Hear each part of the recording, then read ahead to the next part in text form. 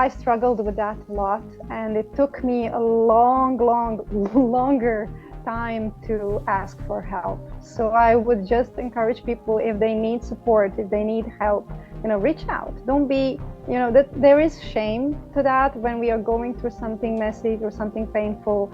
I was carrying a lot of shame. I was, closing myself, going through a lot of shit alone.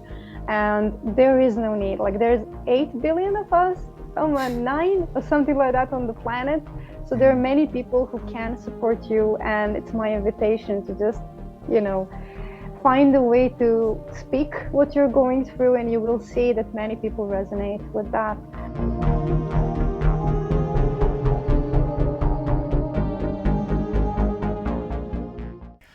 All right, Stay Spiritual team, James and Justin here, and we have a special guest with us, Una Singh, spiritual therapist, loving guide, helping people to live their most incredible lives. Welcome to the show there, Una. Welcome. Thank you so much. It's awesome to be here, and it's awesome to just know that guys like you exist, and this kind of casual and natural talk about spiritual and deep shit. I like it. I love it. Well, I guess maybe a good place to begin might be with letting our audience know a little bit of what your channel is actually all about. Yeah.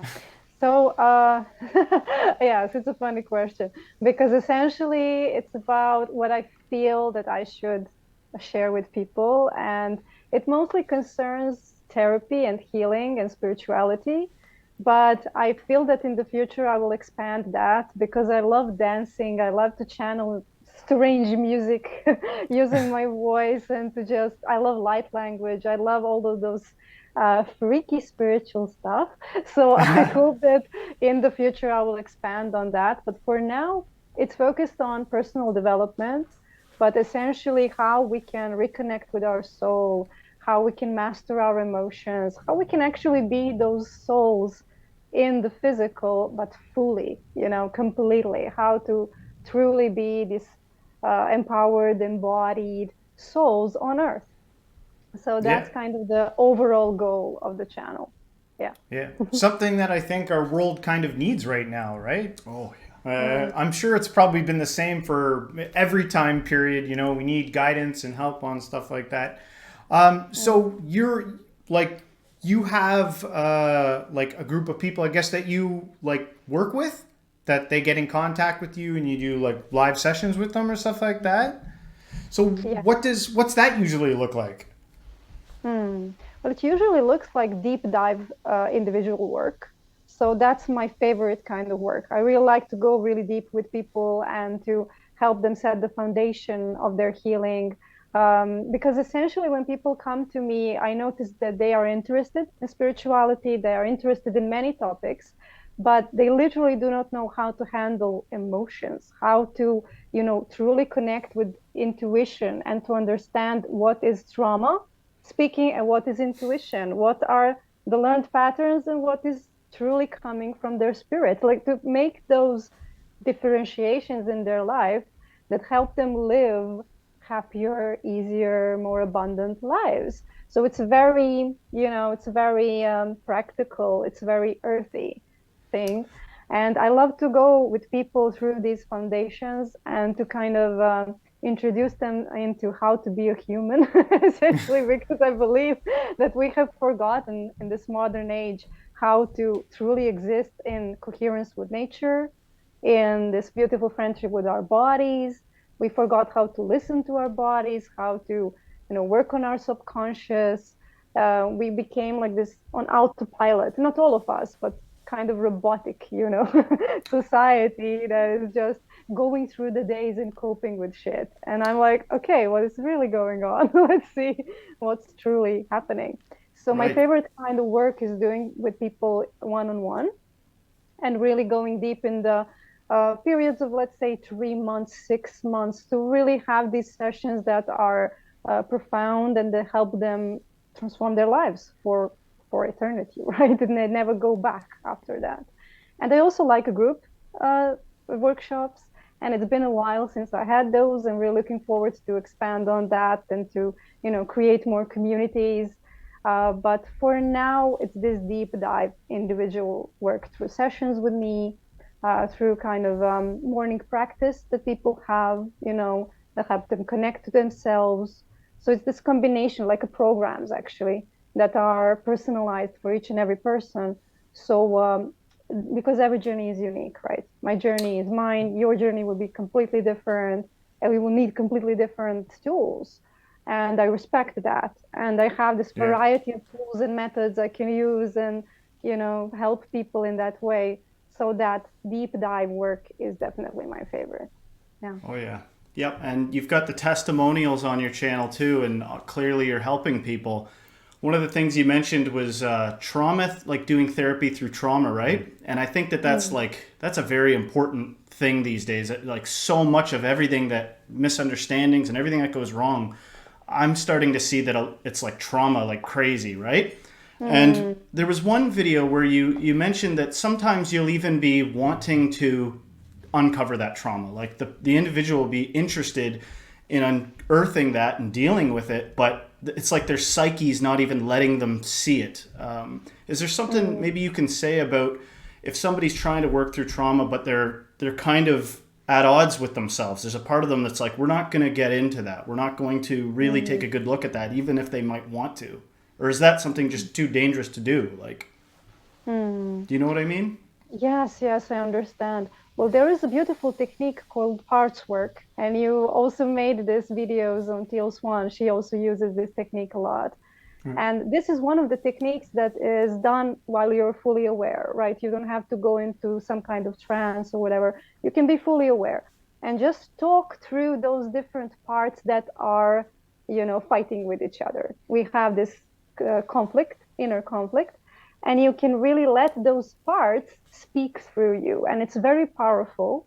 And it helps people to kind of break that ice, right? Uh, relax a little bit, to understand that it's nothing dangerous, that it's completely safe to connect with those parts.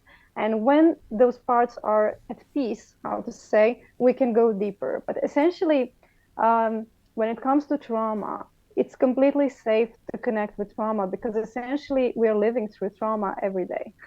It's something that is already present, right? It is just working from the subconscious and it's controlling our life, literally.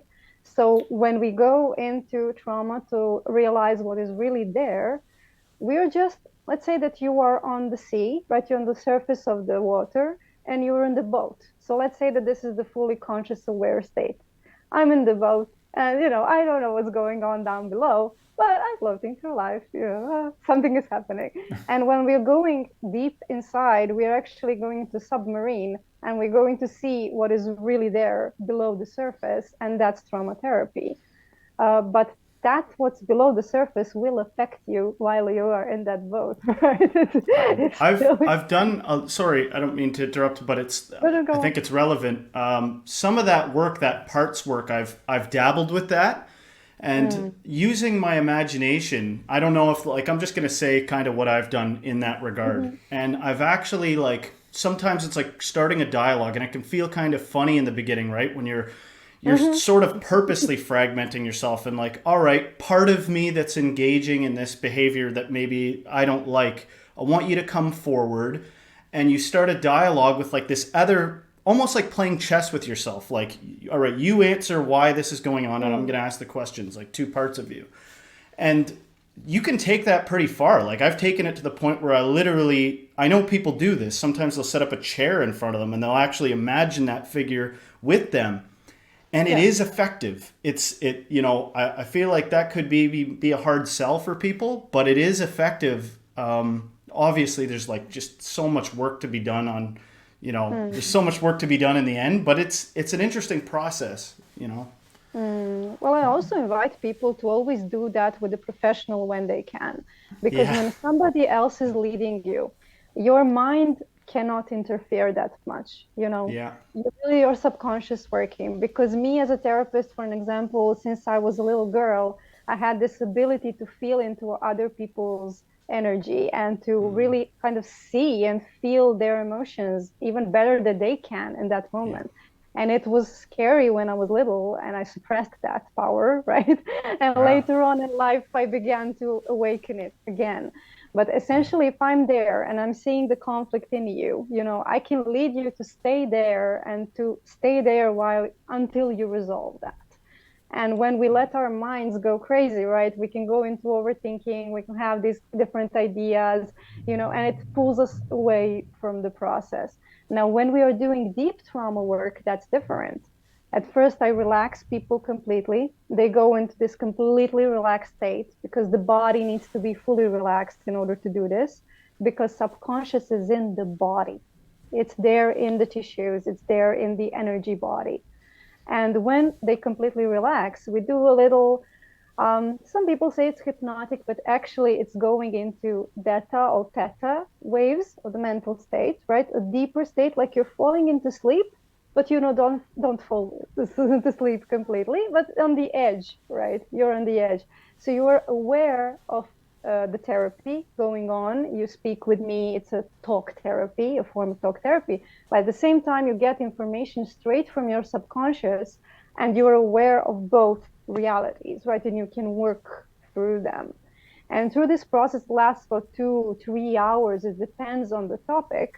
But in this way, people can remember the actual trauma that is stored in their body. We can go back into the memory and process what wasn't able to be processed, and therefore liberate themselves and get a new perspective. Because what trauma essentially is, let's cover that as well, because I think that people would love to hear what trauma yeah. actually is. Because trauma is not a traumatic event. Okay, so some people can go through a car accident, and some people will have trauma from that event, and some people won't, because trauma essentially happens when something traumatic is happening, but person is completely feeling completely helpless, has no support, right? That person is often alone while this is happening. So the trauma is actually an inner experience of that event. It's an inner perception of what happened. I don't know if I'm speaking clearly. Can Oh you hear yeah, me? no, no. And I just wanted to add something there. For years, I did like emergency. I was a volunteer fireman for years, and Mm, I found it interesting that some of the things that I would encounter in that, I didn't find them traumatizing, like the mm, whatever the nature of an accident or something like that. It was like I could deal with that. yeah, Instead, I've often found in my life like the something that might traumatize me might not be common to traumatize other people. It could be something yeah. like a pretty typical version of uh, just what I deem as sort of like cruel, Mm, like a misunderstanding where it's taken too far, and I'm like that's it like scars my psyche to think that people, some of the behaviors that people do sometimes, whereas somebody yeah. else is like, hey man, that's just how it is, like Mm-hmm. not Yeah. so bothered by that type of thing. So I think Yeah. people get traumatized in different ways. That's maybe one of the biggest Mm, bridges to gap is like understanding that things affect people differently, if that makes mm. sense. Yes, and it's completely unique. It's completely unique. For an example, for me, the biggest trauma for me was emotional neglect while I was a child. And imagine that you're having trauma throughout your childhood. So we have this layers upon layer upon layer because emotional neglect happened day after day. And day Yeah. after day, I was traumatized again and again and again. So usually people that come to me have similar complex trauma, right? And it's Yeah. not easy to work through that, but it's definitely possible, because there is something that is called root trauma. And that trauma is mutual for the entire collective, for the entire human family. And for example, that's trauma of abandonment, that's the trauma of hopelessness, that's the trauma of being disconnected from God, from source, from life, right? Loss of Feeling control, like maybe, or the feeling loss of of. control, definitely. Yes, it's a part of that. And when we have those, when we are working, I notice that there are some patterns that are common for all of us, and we are not aware of that.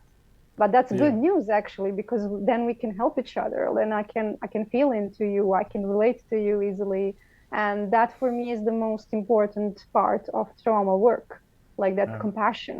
If there is no compassion, if I'm not accepting the person fully, if I'm not being completely non-judgmental, like completely, then trauma work is not that deep and it won't be that effective. Like that compassion is actually what does the healing. That is the sacred spice, really. I'm curious. You've done probably like a lot of work with people. What do you see as like some of the major reasons why people are suppressing their emotions? They're bottling this all up, and it's becoming this big issue Mm. inside of them, right? Yeah. They can't contain it anymore. Hmm. That's definitely the fear that when they dive deep and face that pain, that it will be unbearable. But what I tell people is, again, you're living with the trauma every day. It's Yeah, nothing new. And yeah, when you go into therapy, you have an opportunity to bring light to it and to see what it truly is and to resolve it. But that moment when they are facing that trauma, it is uncomfortable. I'm not going to lie, right? That is this moment where you are stepping into that cave you've been avoiding to step in, and that cave is right beside you all of the yeah, time, and it's full of bats, and it's it's scary. But that first step is the most difficult one. Everything that comes afterwards is easier because when we do trauma healing, what happens is instant relief. What happens is that you feel that inner control again because you start to love those darkest parts of you, and that love begins to work through you, and you expand your perception and you realize, oh, that's why I was doing all those shit, that's why I was right getting into toxic relationship. That's why I was choosing the worst job for myself. That's why I was in depression. That's why they get these answers. And that's the most valuable thing, right? When you have the answers, when you have the widened perception, everything becomes easier, right? Because you're conscious, yeah. you're aware of what's going on. So I believe that people are scared of that unknown. They have been hearing a lot of stories, perhaps, I will be honest, about bad therapists. I mean, there are very bad therapists in this world. There are therapists that didn't do their inner work. And Yeah. that's dangerous. It really is. Like, if Yep. I wasn't doing my inner work, I wouldn't have the capacity to help people go through their own trauma. It's just natural, right? It's just having a Sherpas, right? You're having a Sherpas when you're climbing on Mount Everest. And that person went through that path a million times. And it's like the person that knows every single stone. And you are doing that journey of just like people in therapy, they are making the steps forward, they are climbing their mountain.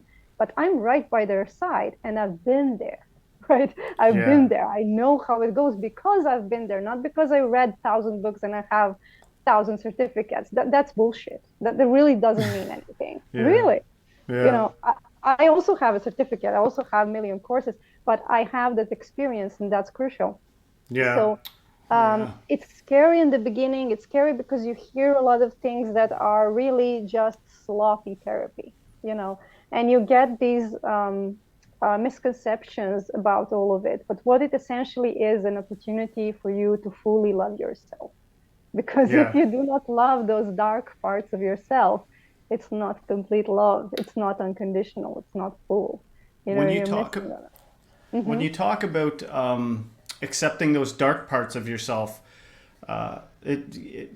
so to me, there's this concept I've been pondering a lot about lately, which is like radical acceptance, which is Mm, and I'm not a licensed, I'm not like the one that's going to do what you do, which is to take the person yeah. on the journey, provide a safe space.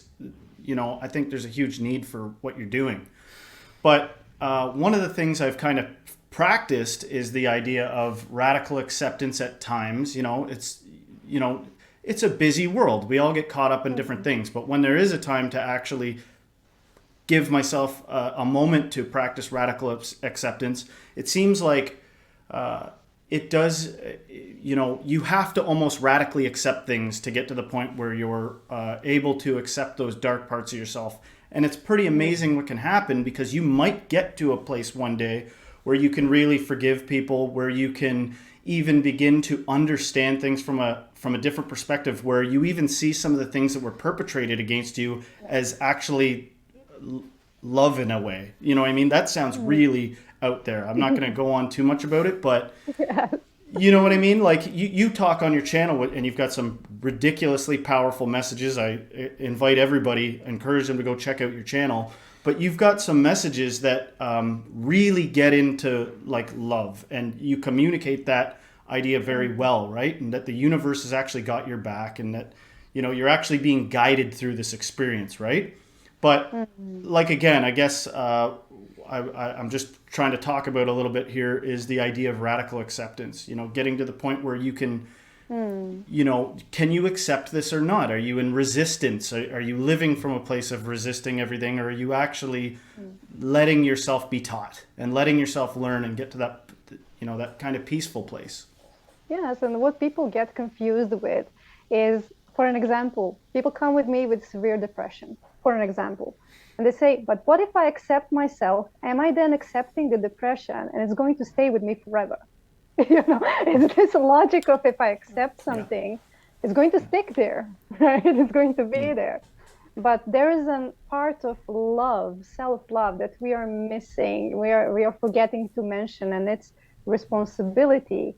And when you are responsible for yourself and you come into this space with, I love myself and I'm responsible and I am going to improve. And if I accept something, that is the first step of my improvement, of my healing. It's not the end, But if I don't accept it, again, you beautifully said this, I'm going to be in resistance. I'm going to keep fighting with this part of myself or this trauma or whatever. And it just perpetuates the misery. It's just, it's a never ending story.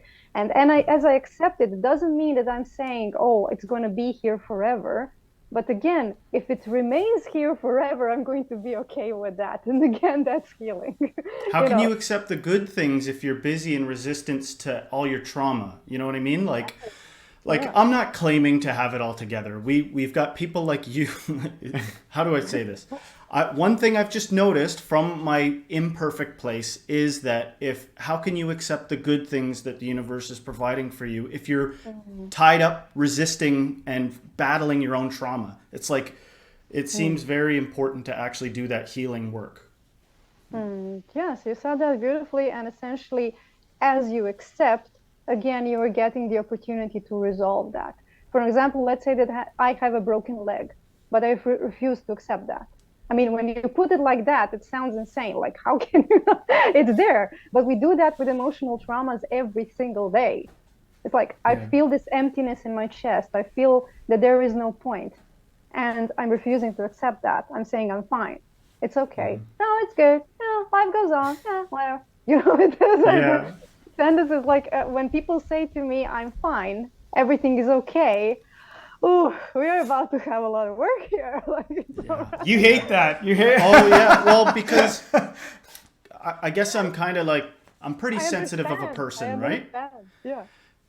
And so I'm a bit of a raw nerve, and it's like traumatizing for me if somebody's visibly upset and they're like, "Oh, everything's fine." I'm like, like I don't know.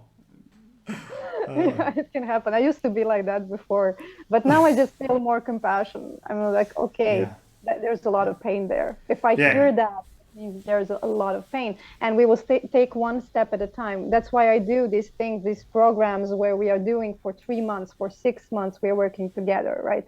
It's a long period of time because sometimes that's needed, like small steps. Let's start with talking. Let's go into small practices and exercise. Then we will go into deep trauma therapy when the time comes. Like, we're not rushing anything. And I believe that it's important for people to know there are therapists. I'm one of them, but there are many of us in this world. They're not going to rush you. We are not going to push you into anything you're not ready for. But we know the tools how to gently lead you to go deep inside, right? How to gently prepare you, to prepare your body. The body has to be prepared. For an example, if your body is full of junk, if your body is full of toxins, full of parasites, full of I don't know what, it will be very difficult for you to do trauma therapy, deep trauma therapy. Because imagine that you have a vessel and that vessel is literally dirty. You want to put pure water into that awareness. Doesn't go like that, right? So you're talking about kind of like a holistic practice too. You're not just dealing with like the inner emotional spiritual stuff. You're also talking about taking care of your physical body like Definitely. proper diet and practices. I was going to ask you, like, for our audience at home, like, say you're more secluded and you want to start some, spiritual journey, like a practice, you want to start some Mm, healing. What are like some simple tools? Like, what would you recommend for someone who maybe feel like they're all alone? Like, try mm, these, try a couple of these steps, when you're mm. by yourself or something Yeah. like that. Well, again, I will definitely start from the body first. I will Yeah. definitely start there because the body needs the most time to heal. That's the first thing. Because when we have, let's say, let's go back to the basics. Everything is energy. You know that. We know that. And what body is, what matter is just a dense energy. It's just energy that is vibrating in a certain frequency that is creating matter. That's all it is. And when we want to work on this subtle, this gentle, these etheric realms like emotions, energetic body, our subconsciousness, our intuition, we need to prepare what's dense first. So I would say to those people, like literally, be mindful of what you are eating, be mindful of what you are digesting every day when it comes to information, when it comes to, different drinks, when it comes to food, like pay attention to your environment. Where are you living? If you're living in this chaotic, traumatic environment, but everything is just dirty, chaotic, do your best to first move into the Mm, space that is a little bit healthier. And then you can go deep dive into your subconscious. Because what people do while they're in this chaos, let's say that have toxic family members, that they're living in this very toxic environment when it comes to physical stuff, and they go deep dive into themselves, it can become really messy, to be honest. They can have this kind of psychosis episode. They can have this kind of very confusing states they're getting in.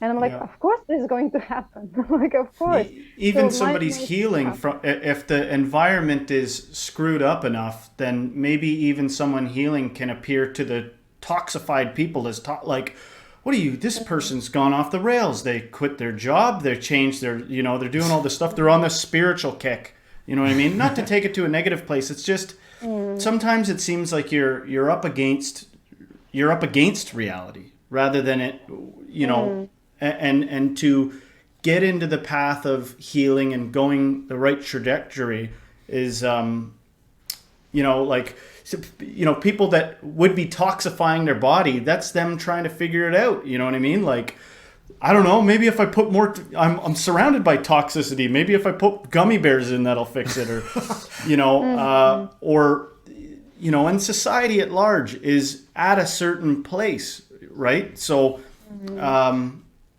I guess, like he was saying, somebody might feel alone and do some of these steps, but sometimes the person's not alone. They're out in the world and they're interacting with people and they're like, I feel like I'm being gaslit here. Like I'm trying to get right or seek truth.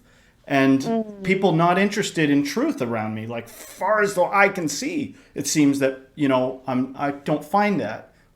How can a Yeah. person like that? What are they to do? Mm. Well, I know what I did. And when I started my own journey, I was in a very toxic environment. It was highly unsupportive people around me. They were, I cannot say that they weren't into spirituality. They were so far away from anything spiritual. It's like in a completely different country. But what I did was I found this one safe person I can talk to. It was literally just one person that was just there to hear me out. And this was the very beginning. It was a woman that was a lot older than me. We were completely different areas of interest.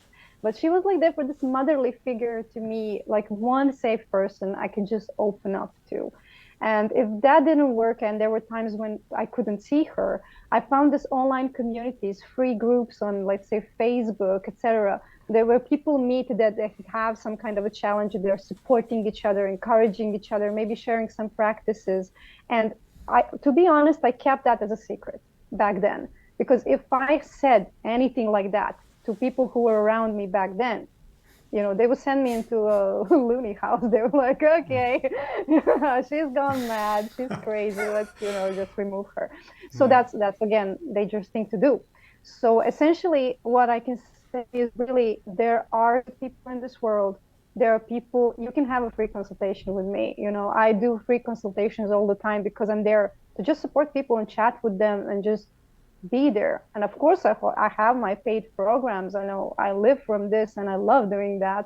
But essentially, there are people who can just be there for you. So start small. Start with this one little blog that you will anonymously create and just write what you're going through. And people will be there and comment. And, this exchange starts. And the important thing here is not to feel alone. Because if you enter this and loneliness, I don't know who said that recently, but loneliness is the real pandemic in this world. Like people are so lonely. They're so alone in And their misery. unconnected. They got their faces Yeah. buried in phones and tablets and but Yes. even if it's not a matter of being buried in a phone, I think finding the Mm, person like you found, like I've heard that story before where I found one person that understood what was going on, and then yeah. that was enough to project them forward, right? Sometimes I think, Mm, the loneliness can come from, like, you could be in a group of people and feel alone, because there's a maybe a definitely. lack of authenticity or something. Like, I don't want to get together and compare whose life is best. Like, I don't want to get together and something like that. You know what I mean? Yes. Yeah. So start there. Start there, definitely. If you're going through a rough time, just, see, a diary helps as well because just journaling. For me, that was also life-saving at some point. If I don't have those people, around me, that if I cannot connect, then maybe just, to have this little safe space. And I used to lock my journals. I used to hide them. You find your way to go through that phase. But as you heal, you will find people who are like-minded. You will find people who are compassionate, and they will arrive miraculously into your life in many ways. But in this first stage, really just find someone who's compassionate, who's able to listen to you, literally. Just Yeah. just listen. That's enough. Yeah. That, yeah. So, Una, you've talked a little bit about your journey, but I'm curious about knowing like a little bit more how, yeah, like did it begin with that person that you felt comfortable with that you were like, this is something I want to do, like I relate to this, Mm, and is that, did you feel mm, drawn to help others, after healing your own self? mm. Well, I was always interested in paranormal and the supernatural stuff and the cosmos and aliens. That was since I was little. That attracted me. So then, when I was in puberty and adolescence, I got really scared. I didn't know how to work with my intuition. It was highly strong. It is still, but I was, confused. I didn't have any tools. How can I use this? I'm going mad, or what's going on? So I think that many people can relate to this, and I just suppressed all of that. So then I got into dreams and thinking about lucid dreaming, how it works, how you can stay aware while you're dreaming, use your dreams for your development, etc. And that was my early 20s, and I started coming back into that, expansion again.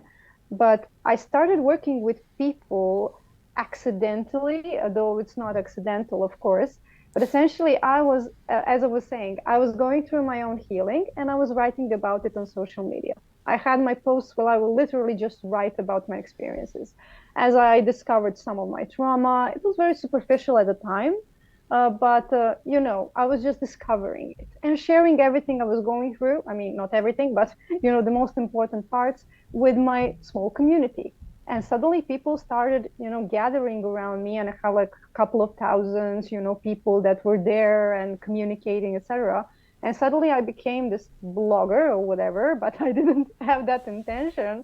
And people started literally coming to me and saying, I would pay you just to talk with you. I would pay to just speak with you and just share what's going on because I feel that you can understand me and help me out. And I was like, but I'm not a coach. I'm not a therapist.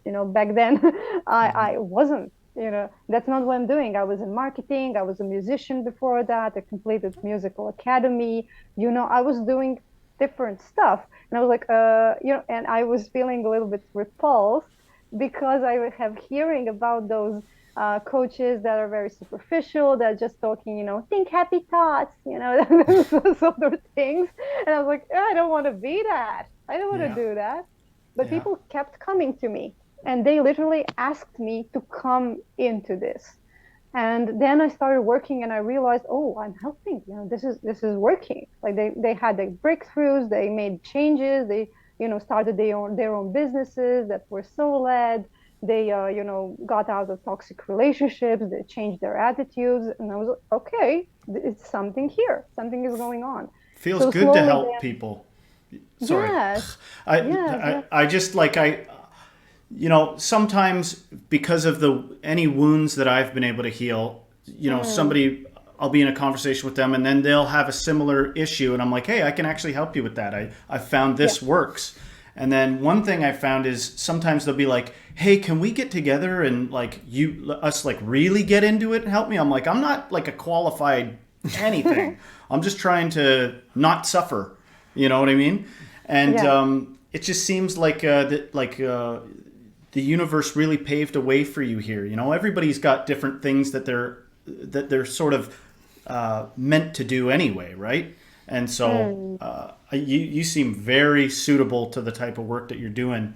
mm. I'd like to know. I'd even like to know more about like how could people get involved with the work that you do. Like if somebody wanted to do therapy with you, how would they go about Yeah. that? Well, the best way is to schedule that call with me. Actually, I have a little questionnaire that people fill in, like a little quiz that helps me see if we are a match, because there are some things that I cannot help with. Like we all have our field, right, of expertise. And for an example, when it comes to deep psychosis, when it comes to schizophrenia, when it comes to these really heavy, states, I can, of course, have a chat, but I'm not educated for now to help with those. And essentially, this just helps me to get to know the person. And because I'm pretty aligned with my mission here on Earth, people that come to me, they are resonating with me. I can help them in some way. So that's the first part, and that's the easiest way to just fill that out. It takes 5 minutes, just answer some general questions about yourself, and then we get on a free call. And during that free call, we explore different possibilities. I see if the person maybe wants to, have just 1 or 2 sessions, or maybe they're interested in this long-term work. It depends. But that's the way I like to, again, work, because everyone is unique. If I have a certain plan, and I tried that to have, like, I have this program and this is the package and here you go, it's pretty strict, and people like, no, no, no, because this journey is really so personalized. It's so unique. So that's the best way, really, through talking, through like we are doing now, just exploring, their life, what they're struggling with, and I have this opportunity to see, can I help? How can I help? What are the methods? What are the techniques? Because again, through my own healing, I've discovered a lot of different techniques. And, regression therapy is the main one, but it's not the only one I'm using. So in this way, we can see, maybe they need, I don't know, human design, for example. It's a beautiful way to understand yourself. Maybe they just need to come back to that authenticity. Maybe they need deep trauma therapy. Maybe they need parts work. Maybe they need something else. Maybe they need guided meditations to just have a routine. It just depends on a person. So that quiz and that call, that is the best way to move forward. And they can find that information on your YouTube channel. Is that the main avenue that you take? Well, you've got your own website too, right? Like a link to your right. website that you can. Yeah, it's on the YouTube, it's on the website, it's on my Instagram, Rise with Una. It's also there. So essentially, any of those avenues are fine. And I'm Uh, always happy to meet new people. That's so exciting, and it's so, it's so beautiful, really. yeah, it's There, amazing. there's a few subjects on your YouTube channel that you're talking about that I'm very fascinated with. I find when I'm Mhm. talking with like spiritual practitioners and stuff like that, belief systems and terminology that they use, it can change, and I'm fascinated with it. I'm open-minded. I don't judge any of it. I'm more curious. Mm. I just want to know about it. Um, and one of them was you had you had mentioned, and I texted you about galactic families and stuff like that. I'm so fascinated in all that stuff. I want to know about it.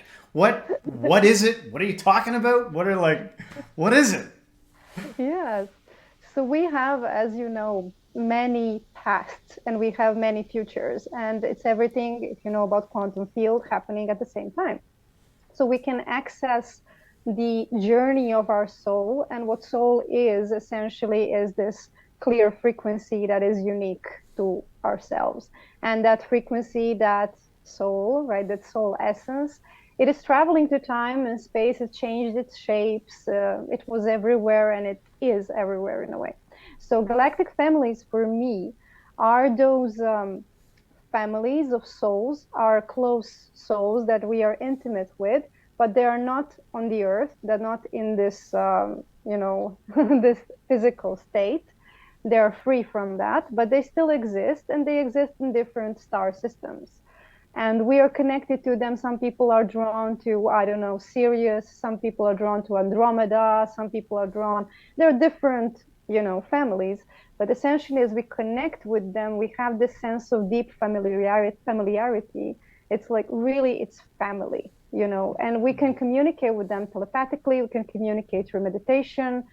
We can just set the intention. I want to meet my galactic family, and they will appear in one shape or form. So what's interesting here is they do not have this biological way of reproduction that we have here on Earth. And therefore you can have about 1 million family members. You can have like a lot of souls that are connected to you and you feel this deep intimacy with them, this deep remembrance, like I know you, I know your essence, and they can Yeah. help you out, they can guide you, they can encourage you. There are many ways they can transfer some knowledge as well. There are many forms in which you can communicate, but essentially you're not limited to just father, mother, children. That's it. But you have this entire, they have this plethora of souls that can support you, and usually they come in the form of spirit guides. That's the most common way. But for me, they assisted me in some healing processes. That's how I understood that they exist.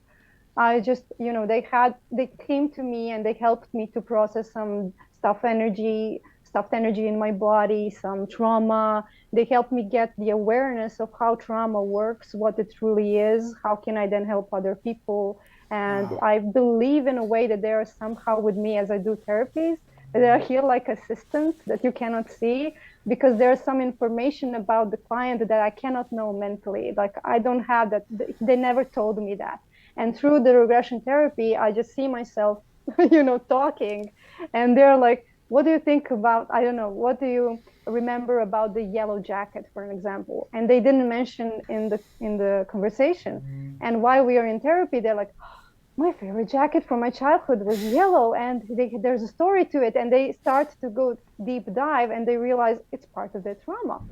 So I have Wow. this little kind of assistance, and I believe it's my higher self and my soul, of course, and the Yeah. essence of God, the source. But galactic families are very interesting.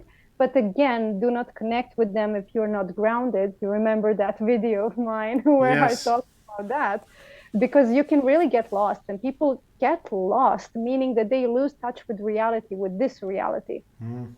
And we are here to experience this reality primarily while we are here, right? To Yeah. understand the body, to understand other people. And they get lost because, again, the feeling is so beautiful.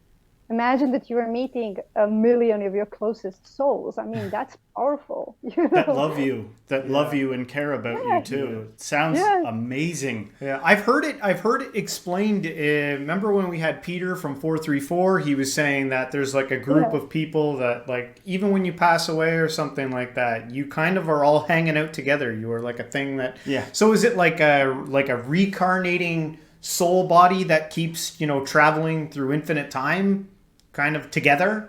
Is that what's happening? Mhm. Well, it can be, but essentially there are some of them who are not incarnated, like they do not, they didn't have the physical experience. They are just spirits, they're just souls, they are free. But there are some that can be in a human form, that you have, let's say, past lives that you spent together or something like that. So there are many, many scenarios, but essentially, as you know about dimensions, we are here, our parts of our soul are here in the body, but the part of our soul is completely free all the time. and is existing in the fourth and fifth dimension, etc., and is completely free of time and space. It's in the quantum. So in that sense, you are always with your galactic families. You are always connected with your ancestors. There is this realm, the level of consciousness where you are connected with all of those souls all of the time. And while we are in the body, we have this limited portion of that.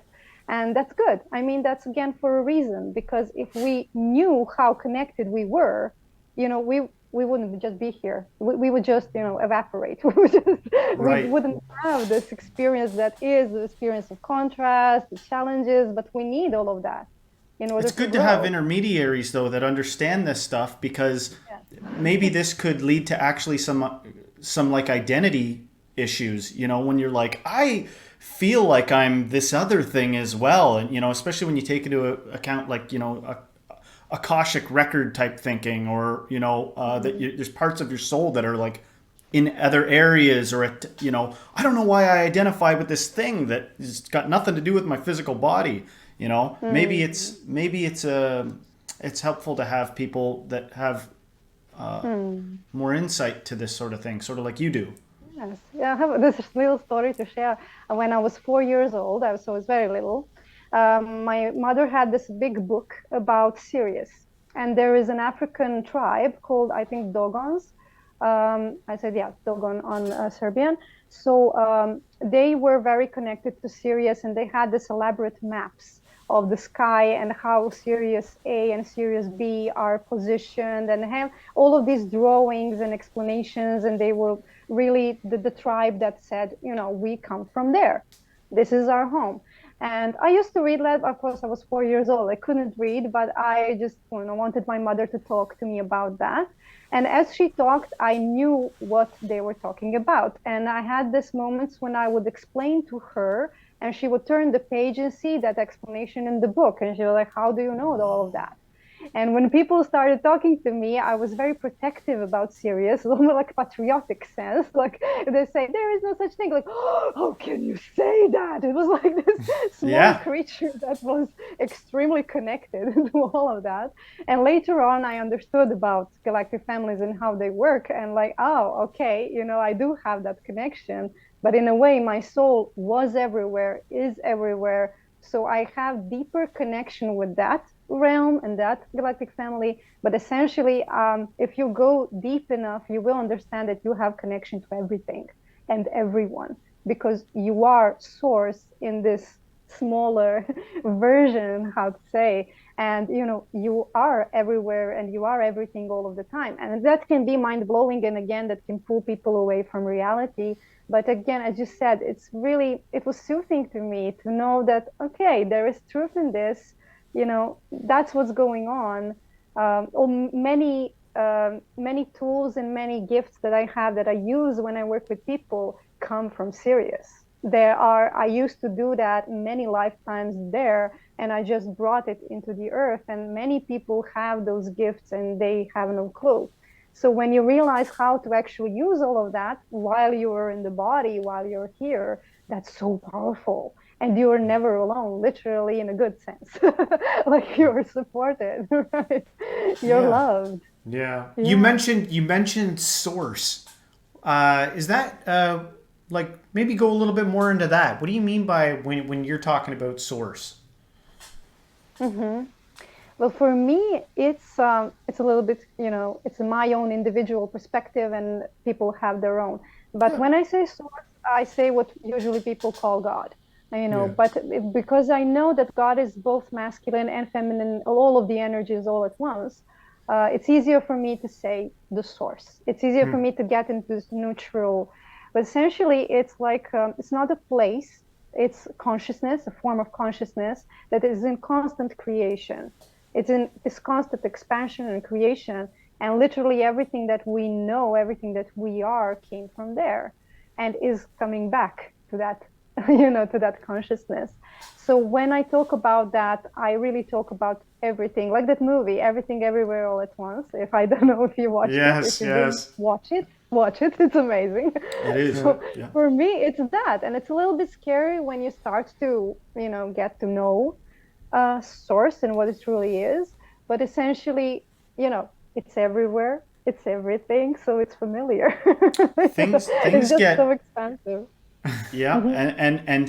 and the more you kind of open yourself up to this sort of thing, uh, things can get quite mystical. Weird synchronicities can start to happen. You can start to meet people that you're like, I can't believe I just like met this person that it like Mm. couldn't even speak English, but had magically was able to turn to me and go, I don't speak any English. I'm thinking of a particular story that I'm not going to get into, but yeah, things can get quite interesting and Mm. magical the more you open up yourself to this. But it does seem like there's layers, right? Like there's this very Mm. grounded layer, and then there's a layer of consciousness you might become aware of where you can actually get a pretty real sense of these, galactic family type area, and then all the way to source, all the way to like the complete unity place. And that some people, Mm. maybe more than others, obviously can see all these different, almost like interdimensional vision or Mhm. awareness, right? Yeah. I feel like 10 years ago, we would have had a harder time even having this discussion. I feel like Yeah. Oh yeah. it's opening up now and more people are feeling, okay about talking about it. Mm. Because And that's it so good. does, on the surface level, it probably comes off as a little woo-woo and people are like, they think it's weird, right? But I think I don't care people, anymore. I know. I think more and more people are opening up and being able to have these conversations. It's not like I have to believe exactly everything that you believe, but we can still talk Mhm. about it. Yeah, man. It's good to see people turn on. Like there's people that I knew when I was a kid, and we were just dumb idiots partying together, and then you lose touch, and then you find them later in life, and they're like a spiritual person, and you're like, this is awesome. Mm. It's good to see more of that. Do you think that there's more people actually getting into this Mm. sort of thing, like this way of Yeah. looking at it, like entertaining these sort of woo-woo ideas more now than ever? Or Oh, definitely, definitely, because we understood that we are all spiritual and that everything is spiritual. And, when we die, what happens? Our spirit leaves our body, and we are not officially dead until that happens. And there is this scientific proofs of how that happens, like the soul is waiting, I don't know, 28 grams or something like that. So they measure how it happens, and now we have quantum machines that you can actually see where the soul body is, how the energy body works. When we have quantum physics, I believe that it's the most rational people can understand this woo-woo stuff better and understand like, oh, it's all there, it's all here, and it was here all the time. Like now we can measure it. So now my ego, my mind can, come into this peaceful state of like, oh, I can measure it. Awesome. yeah, So for an example, in regression therapy, what we do, my mentor used to do that. She used to scan people with the quantum machine, and they could see the aura, the energetic field of the human, and they can see this kind of, like dark clouds around the person or inside of the person. And then they would do aggression therapy that also has an energetic part to it, energetic clearing at the end. And afterwards, they will again, record the person with that quantum machine, and some of those will stay, but the most part was clear. Like the most part, wow, you can see that the color changed, that this textures changed, and they did that with hundreds and hundreds of clients, hundreds of people, and the result was always similar. Like there was always this transformation, this change that happens, and it was visible, it was recordable. So it's beautiful that now we can do that, and the science is a little bit late because these are the knowledge that we had for millennia, and that ancient people just knew. They just, yeah, they were okay with that, and they were closer to nature. But now it's good that again, machines and technology, they can, come closer to the truth and see, okay, so this is the proof. And it's so beautiful because people are also questioning the system now more and more, and understanding like, oh, I have everything, and why do I feel like I have nothing? Why do I feel so empty? Why am I miserable? Like I have yeah. everything in material sense. Yeah, And they are let's at least confused. admit that that's happening. Yeah, You know what yeah, I yeah, mean? Like yeah. it's Yeah, it's that's real. again one of the unsettling things is when people pretending like it's not happening. Like it's detrimental for everybody to pretend like everything's okay when it isn't. Like that's a sore spot for me, you know? It's like at least if we could admit that it is possible to collect a lot of things and still be like, it didn't scratch that itch, you know? Like I'm not. It feels like after COVID, that kind of unleashed that yes. that in everyone. Everyone started to realize and see things from a different perspective. If that's the right way to put it. And people just, I don't know, it rattled the cage so much now that a lot of people who we talked about this not too long ago, where people had worked their whole lives, saved up, they've worked every day so hard, never really taking care of their inner self. They're, just trying to, accumulate materialism, and then gone. It's all gone now. And the money's running out, and people are like, well, now what? It's like, I'm not going to go, I'm 50 now. I'm not, going to go do what I just did for the last 25 years to amass everything that I just have. So what's next? Right? Yes. And it's good news, because you said that, not everyone is waking up, and there are some people who are still in denial. But it's comforting to know that everything you do, like everything I do individually, everything that you do with this podcast, with yourselves, right, with your own expansion, it affects the collective. It has to, because you are the part of the collective. And again, everything is interconnected. We cannot disconnect fully, no matter how alone we feel. Or how as above, so below, right? Yes, and we are all in this together, really. And when you do healing, you also do transgenerational healing, and it happens automatically. Because when you heal something, you heal that something, that trauma, that pattern in your entire lineage. And it spreads to your ancestors, it spreads to your future generations, it affects your entire community. That's how healing works. So this is a little encouragement for everyone that are doing the healing work and sometimes feel that it is futile and, oh my God, what am I doing? And where are the results and what's going on? You're doing this great thing for the entire collective, even if you are not aware of it. We're figuring it out. Humanity's figuring it out one step at a time, right? That's right. I'm impatient. I like them like, let's go, come on. So this is good news for you as well, because everything you do has an effect, don't worry. I've noticed, just to kind of like make a shift here, I noticed you do a lot of tarot reading stuff on your channel. How did, first of all, how did you get into it, and how does it work? Yes. Well, for me, speaking through cards, that's just a tool to connect to the subconscious. Because when we have symbols, and cards usually have powerful symbols in them, and symbols carry energy and carry energetic information, they can connect us to the subconscious very, very easily. It's like I let myself just be led intuitively, and I just hear words speaking through me. I'm not the one who's speaking, but essentially my spirit, my intuition is speaking through me. So we can use cards for that. Some people use, I don't know, type of dice. Some people just get into channeling, just get into small meditation and start to channel verbally. So there are different tools, and cards is just one of those tools. And they have been used, I don't know, from Middle Ages for sure, maybe even earlier, by humans in different cultures. But essentially, yes, Nordic cultures use the runes. I love the runes as well. The Celtic runes, they are so powerful. Are those like little rocks that you drop or whatever? No. Essentially, they're again symbols. Some people say they are archetypes. They are carrying certain archetypal energies in them.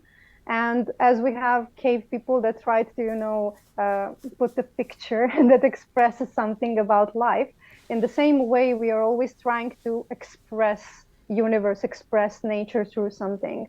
And these symbols are very powerful. And as I read them, again, I just sense that messages are coming through me. And again, that is not governed by the mind. It is something that is just flowing. And I believe that it is connection with the collective subconscious. Many people like Carl Jung that, popularized this. But of course, we knew about collective subconscious way before that. And this is the way to connect to that field. and to draw relevant information for that moment. So if you watch, let's say, my reading from 6 months ago, I don't know, but if you find it now and it draws your attention now, it is relevant to you right now. That Because did again, that did happen for me. yeah, There was a couple of them that I was like, it was too on point for me to like accept, you know.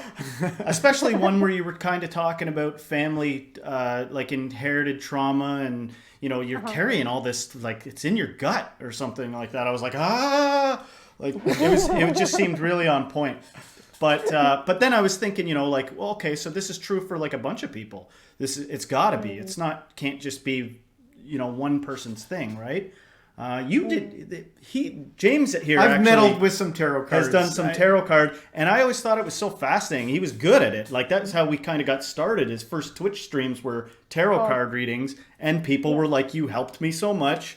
Thank you." It was interesting, right? Yes, yeah. For me, I feel like you kind of it was more of like a intuitive, but also like I see it as a tool, like you said, a tool that has symbols and the cards have meanings, right? So basically, you know, you have all that already there for you, and then you encounter someone who tells you something, or you know, you're intuitively going off of everything that you've gathered from the meanings to the person you're talking with, and you know, it doesn't seem to me that crazy of a thing. And like you said, I think it's there to like unlock, you know, bring to mind maybe something that you haven't been thinking about for a long time, right?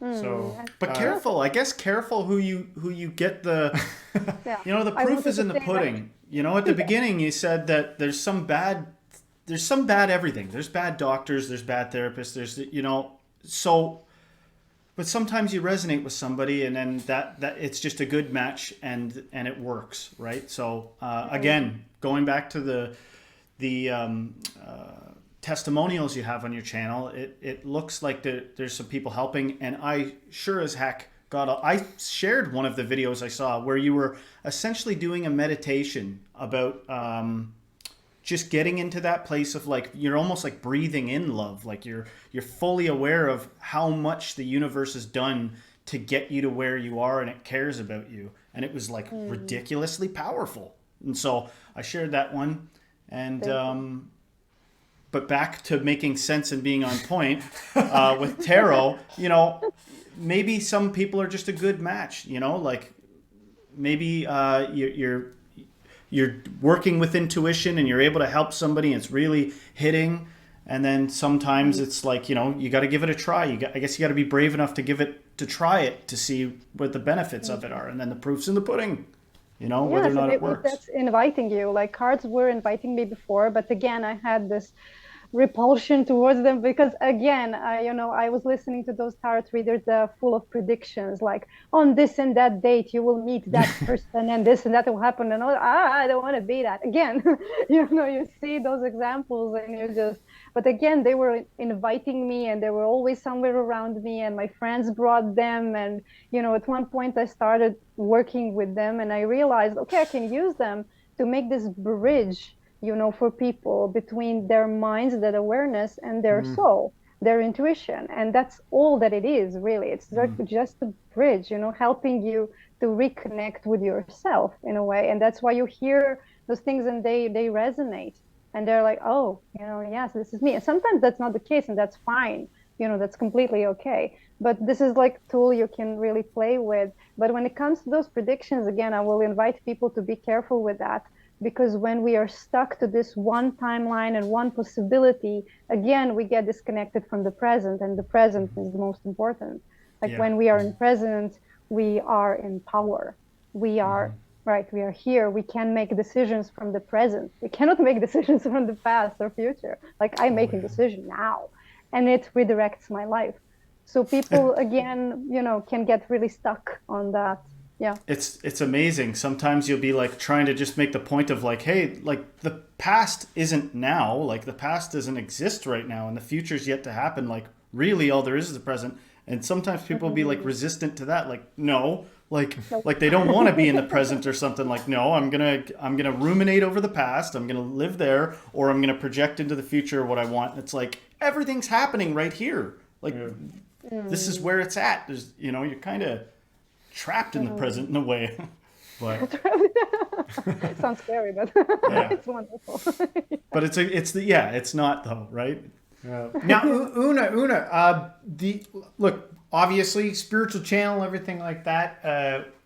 We've had an array of guests on here, and one question I kind of like to ask our guests is like being a part of the spiritual community and stuff like that. I'm curious about kind of like maybe a metaphysical experience, like for you, but I don't like. Just feel comfortable. Like you only have to share what you want to share. But like in terms of like metaphysical experiences and stuff like that, I'm really fascinated with that type of stuff. I know you are too. Like for you, what has been like on this journey the most like awe, like wow moment for you? Well, there are many. There are many. But the one that is particularly pleasant and beautiful for me was the reconnection with my ancestors. It was very vivid. It was when I was exploring my mother's wound and essentially the wound that we all women carry in ourselves. And I was going through my own healing process. And at one moment, uh, I was in meditation and I looked, in front of me and I saw this long row, this endless row of my female ancestors. And they were just in this line, and I'm still having this wonderful tingling feeling when I remember that. And they were so loving, so supportive. They were so here. And again, it was so vivid. It was real.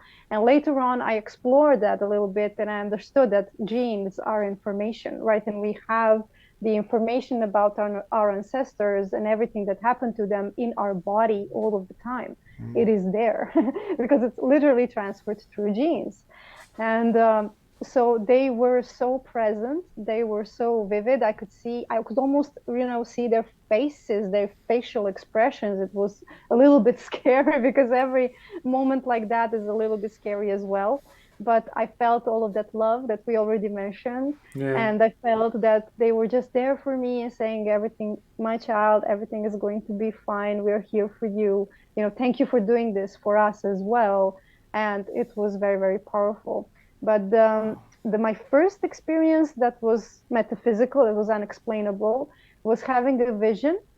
I was 9 years old, Cool. and I was sitting on the window and just, looking at the sky, looking at the trees. I was just relaxing. And this was the first time that I was separated from my mother for a couple of days. She was my main caretaker. We were always together, and now she went on traveling on a journey, and we were away. We were in different countries. And I was just sitting and just, minding my own business. And suddenly I have the scene in front of my eyes, very vivid, of her sitting on the bed with floral, how to say, this covers, floral covers.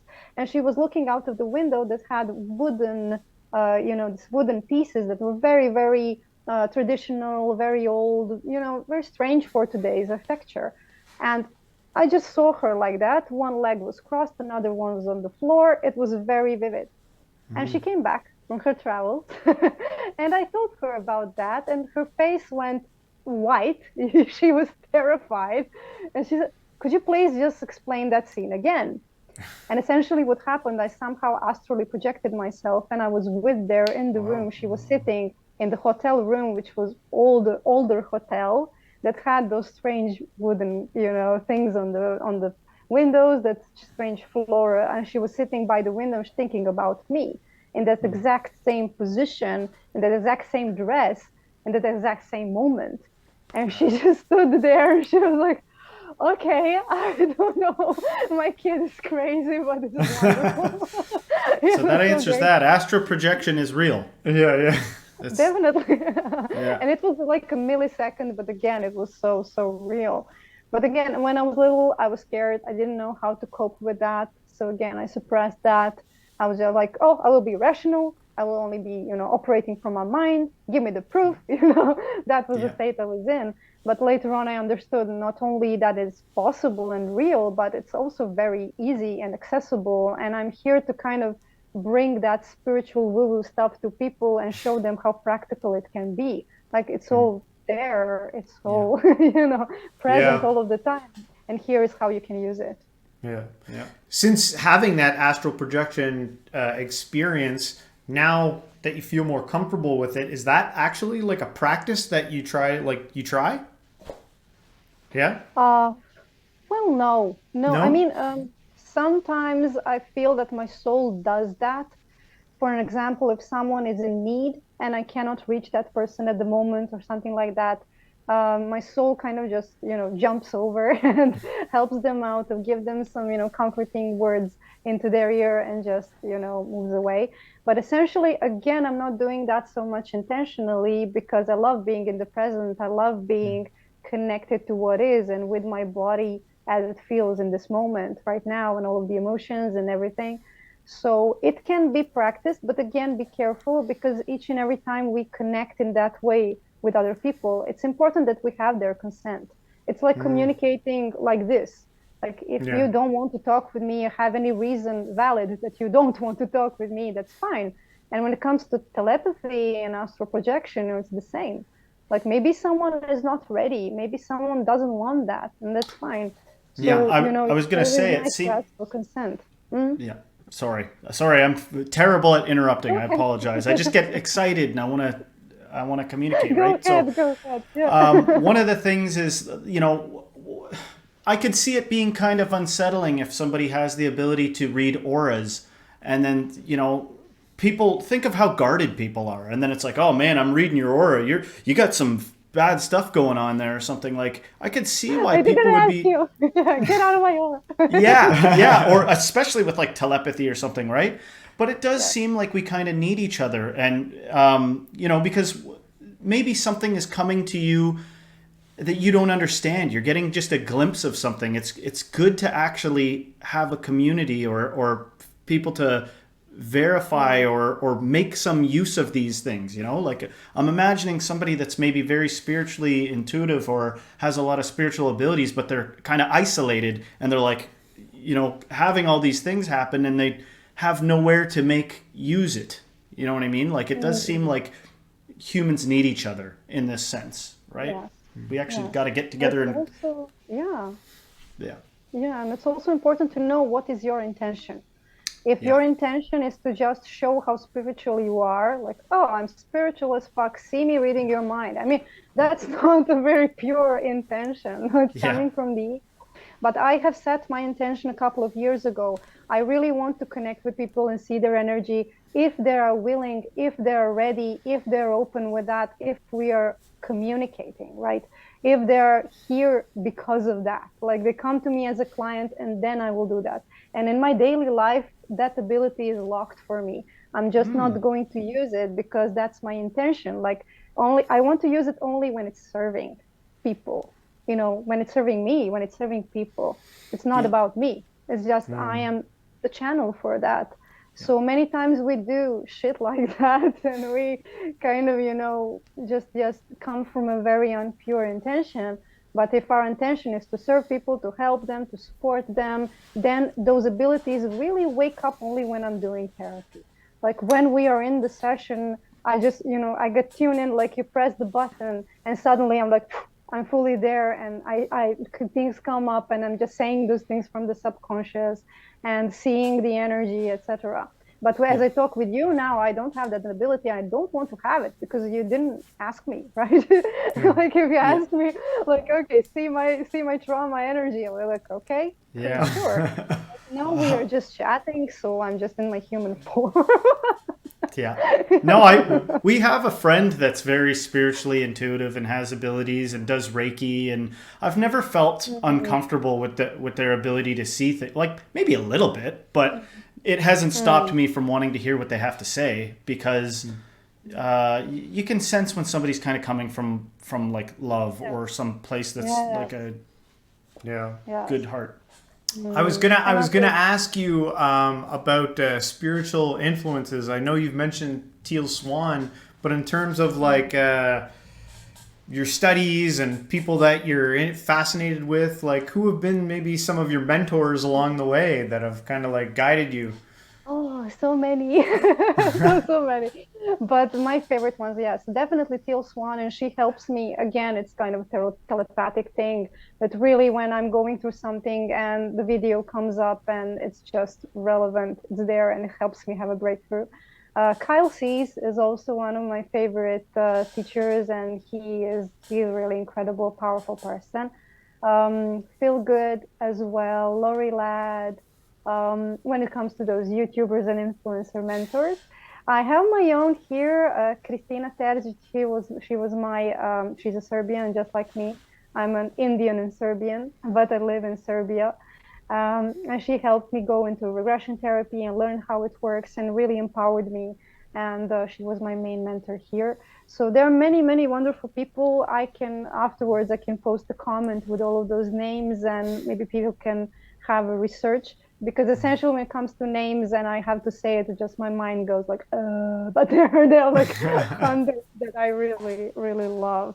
But I will Wow. definitely recommend Kyle Cease if you didn't have an opportunity to listen to him. He is a very powerful, not only a teacher, but a human. He is doing a lot of inner work, and you can see that. So Yeah. that's the people that I respect. When I see that Balanced. someone is doing deep work on themselves, that's kind of okay, you got me. Like, Yeah. even if you're wrong in this one, but I can feel again that pure intention, and it just keeps me inspired. So, Yeah. so yes, I will definitely post more about that later. Cool. All right. The statue behind you. What's this? What's the statue? Yeah, it's one of the Indian goddesses dancers. I do not know her name, but she is like this very feminine power person that is always supporting me. And I love wood and the element of wood. So I feel grounded when she's around.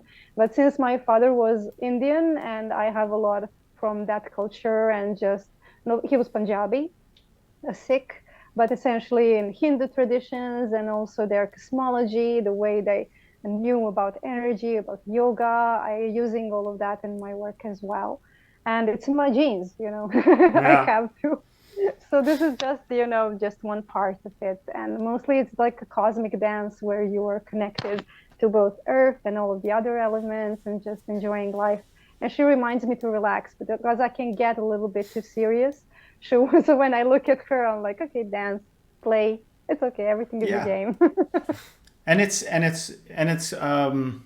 nice to watch too. Actually, like different people demonstrate things. Like I know you've done the dance thing, which is great. And I've seen other people that like their thing is song. Like they've got this like angelic Mm, voice or something. Or I know somebody that gets a lot out of just like a sports related activity. Like they do it in a spiritual way. I don't want to say too much about it because it's very important to them. But yes. it's just amazing the different ways that people can kind of meditate, really, like a dynamic meditation Mm, almost or something. Or trying to ground themselves or Or ground connect. themselves. Yeah. Ground themselves in mm. reality. Yeah. Yes, Yeah. and we all have so many abilities. We all have so many gifts. Now you mentioned singing, and I also love to sing and channel. And there are some people that really have this magic in their words or the way they just move, or that's just beautiful. And I'm inviting everyone to just explore that. So if Yeah. anyone tells you like, yeah, sports is not spiritual, it can be. It can definitely Yeah. be, as you said. Yeah. For Everything real. is if you're coming from this mindful space and you're just present with yourself and you let yourself be in that flow, whatever comes out, it will be healing in a way because we Yeah. need that. We need people who are present with themselves. Like this podcast is super present and super flowy, and I just love it. And I'll it's tell you it's healing. the one that's tricky thing about this is because I don't stay in one state. There are days where I'm elevated and I feel rather holy. And then there are days when I feel rather earthly and a different thing. And I try to be, I don't know, I try to convey the reality, the truth, or the reality of where I'm actually at. And it's real different. There's different parts of you warring with themselves. And I think it's great when some people can go, you know, they can ascend sort of spiritually and then stay in some static, spiritually sound, peaceful, you know, rooted in reality state. But to me, it's like the reality is I'm kind of chaotic. And so I try to be honest about that. And, you know, I could see a video of something and respond to it many different ways, and when I respond to it, you're getting the version of me that's in the seat today that's responding to that, you know, if that makes sense. Yeah, sure. Yeah. But don't get fooled, you know, don't get fooled by those people who are saying they are always peaceful. That's impossible. Like what we learn is to find alignment with ourselves. But as you said, life is dynamic, life is chaotic, you know, shit happen all the time. And we are here to experience the full spectrum of all of that. But essentially what can be practiced is what you mentioned, being grounded and being aware. But from time to time, I am complete mess, and that's completely human, and that's normal. But I know some ways how to bring myself back into alignment, and that's all that it is. Like when someone says, I'm fully spiritual, I'm always calm, you're like, oh, you're lying. You're lying, bitch. Yeah. Human. Sometimes it's a little over the top. Messy. Yeah. You cannot fool me. Yeah. I like your like brash. You're not politically correct. You just say it as it is. I like that. Real. Una, I want to thank you so much for coming on the channel and sharing with us today about your YouTube channel and everything that you're doing. As one last thing, if you have any last words you'd like to say, I'd give you the ground to say it, and let our audience know, you know, where they can find you. Well, what's coming up for me right now is because I struggled with that a lot, and it took me a longer time to ask for help. So I would just encourage people, if they need support, if they need help, you know, reach out. Don't be, you know, that there is shame to that when we are going through something messy or something painful. I was carrying a lot of shame. I was, you know, closing myself, going through a lot of shit alone. And there is no need. Like there's 8 billion of us, 9 or something like that on the planet. So there are many people who can support you. And it's my invitation to just, you know, find a way to speak what you're going through, and you will see that many people resonate with that. And if you need professional help, if you need someone who can guide you through the spiritual journey and to help you stay grounded and to help you stay present, of course, reach out and just, you know, can fill out this short quiz and we can get on the call. And it's my pleasure to just be of support. And of course, it's only for people who are willing to work on themselves. Like I cannot help someone who just wants instant solutions and just want me to press a button and everything is solved. Like, where's the fun in that? I don't do that. Like I cannot do that, and I won't do that. So, you know, people who are really open for growth and who want to learn about their emotions, to understand how to process emotions. Like each and every emotion is processed in a different way, and it's confusing at the beginning. Like, you know, you cannot approach sadness and anger in the same way.